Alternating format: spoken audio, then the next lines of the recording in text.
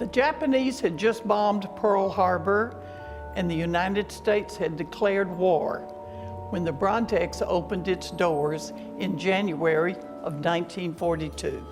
Harold Ward was the manager of the BRAUNTEX Theater during the 1950s while they were showing such movies as The Glenn Miller Story, starring Jimmy Stewart. He reported that there were other theaters in operation at that time, but once the state-of-the-art BRAUNTEX opened, no other could match it. A fire in one of the other downtown theaters, the Palace, made the opening of the BRAUNTEX an even more welcome addition to the city. The Griffin Company, the original owners of the theater, copied the design from an earlier Oklahoma theater called the Washita. There were many highlights in those early days, such as the time that actor Pedro Gonzalez stopped by while he was filming The Alamo with John Wayne. Needless to say, the BRAUNTEX was a staple in downtown New Braunfels for over 50 years.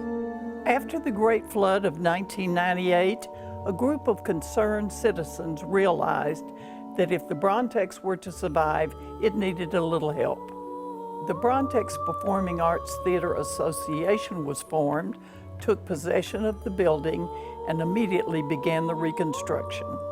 The association had a great deal of assistance as they began the daunting task of demolition, cleanup, and remodeling. Many volunteers formed the BRAUNTEX Sweatshop, which was a group of ladies who sewed over 600 denim seat covers to cover all the old seats. The ticket booth still greets theater goers as they enter the lobby. The lobby itself has such a grand feeling, you can almost imagine Clark Gable and Vivian Lee traipsing down the stairs. So one of the stories I think that's particularly interesting, and one of the early ones that I heard, had to do with the projectionist at the theater who had worked here for years and years and years and years. Very meticulous person, very organized, and everything was always put back in perfect order. Unfortunately, the gentleman passed away. And one night in particular, as the story has it, one of the projectors broke. And these two guys set about to repair the projector. And of course, they were using the tools that the projectionists had used before, and they were still quite well organized, but they were dusty and so forth. Along about midnight, they came to the realization that they just couldn't fix it and just left everything out so they could come back the next morning and pick up the task again.